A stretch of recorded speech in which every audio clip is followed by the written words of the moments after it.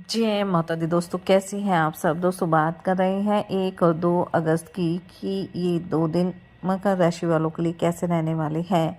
इन 2 दिनों में मकर राशि वालों को क्या खुशखबरी सुनने को मिल सकती है, किन बातों में इन्हें सावधानी रखनी चाहिए।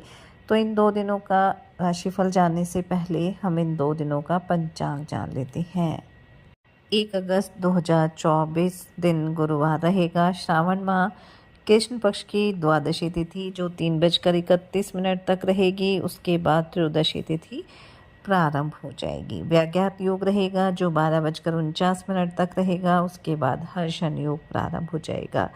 मृगशिरा नक्षत्र रहेगा जो 10:24 तक रहेगा। उसके बाद आद्रा नक्षत्र प्रारंभ हो जाएगा।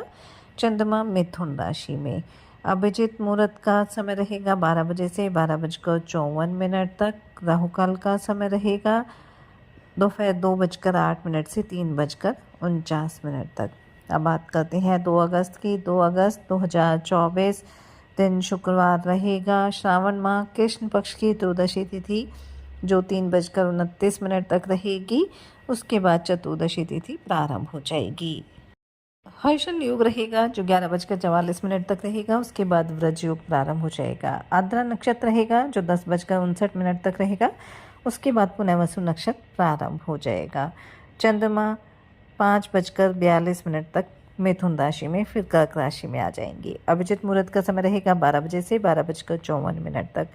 राहु काल का समय रहेगा 10:15 से 12 बजे तक। 2 अगस्त 2024 को सावन मास की शिवरात्रि रहेगी।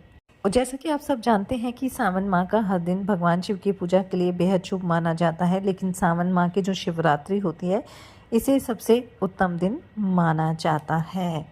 और इस बार तो सावन मास की शिवरात्रि पर बेहद शुभ संयोग बन रहे हैं क्योंकि इस दिन सर्वार्थ सिद्धि योग रहेगा। और इस शुभ योग में शिवलिंग पर जलाभिषेक करने से हमारी हर मनोकामना पूरी होगी।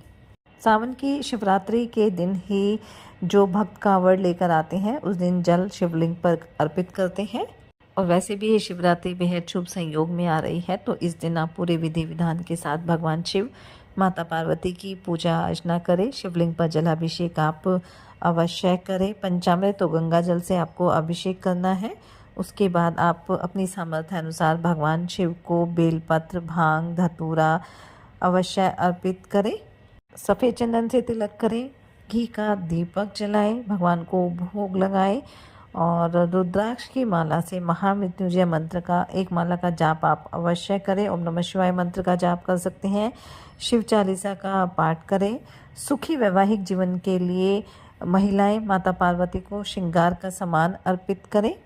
और इस दिन अगर आपके लिए संभव हो तो आप व्रत अवश्य करें और पूरे विधि विधान से भगवान शिव माता पार्वती की पूजा अर्चना करें। ऐसा करने से इन दोनों की कृपा दृष्टि आपके ऊपर बनी रहेगी और आपके जो भी असंभव कार्य हैं जो काफ़ी मेहनत के बाद भी पूरे नहीं हो रहे थे वो अब अवश्य पूरे होंगे।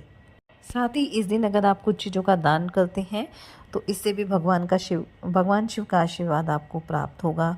मासिक शिवरात्रि जो सावन मास की शिवरात्रि है, इस दिन आप ज़रूरतमंद लोगों को, गरीब और असहाय लोगों को दूध और जल का दान कर सकते हैं। इससे भी भगवान शिव की कृपा दृष्टि आपको प्राप्त होगी।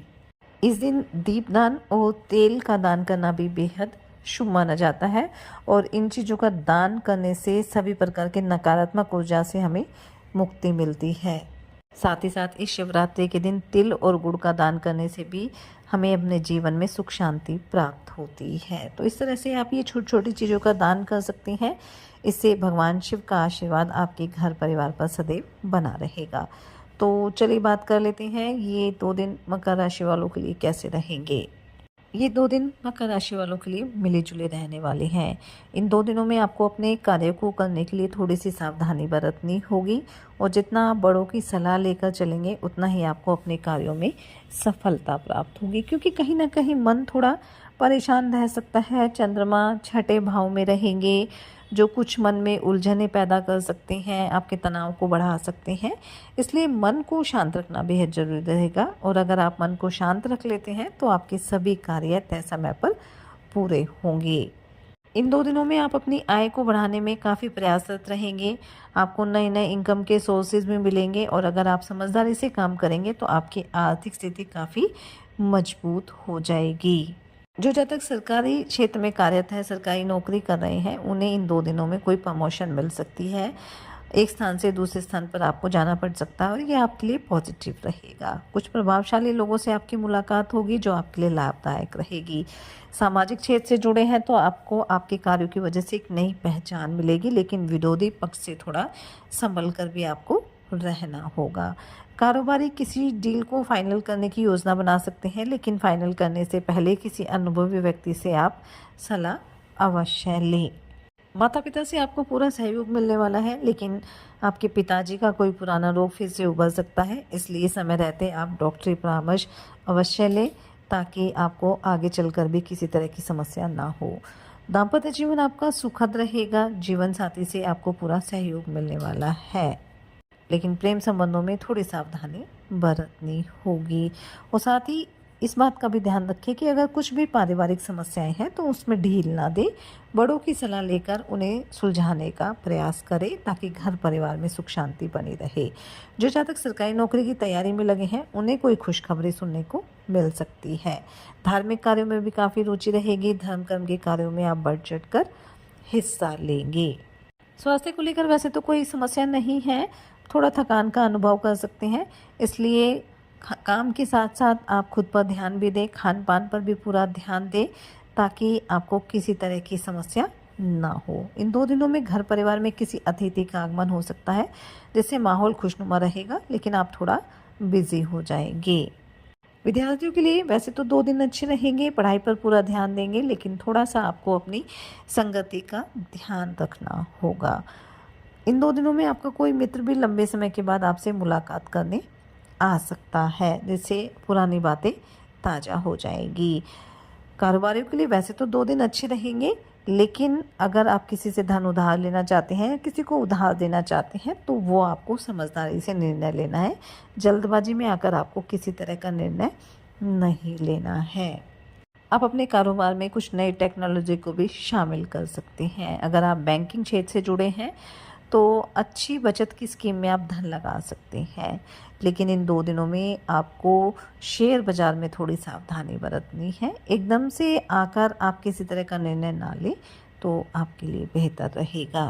तो कुल मिलाकर हम कह सकते हैं कि ये 2 दिन मकर राशि वालों के लिए मिले जुले रहेंगे, लाभ के योग बनेंगे, लेकिन कहीं ना कहीं थोड़ी सावधानी भी बरतनी होगी। और साथ ही सच्चे मन से आप ईश्वर आराधना करें, हनुमान जी और शनिदेव की आराधना करें, हनुमान चालीसा का पाठ जरूर करें। सावन माह चल रहा है तो भगवान शिव की आराधना अवश्य करें, शिवलिंग पर जलाभिषेक करें। इससे आपके घर परिवार में सदैव सुख शांति बनी रहेगी और आपकी मनोकामना भी पूरी होगी। ये 2 दिन आपके लिए मंगलकारी रहे, शुभता भरे रहें। इसी मंगल कामना के साथ जय माता दी।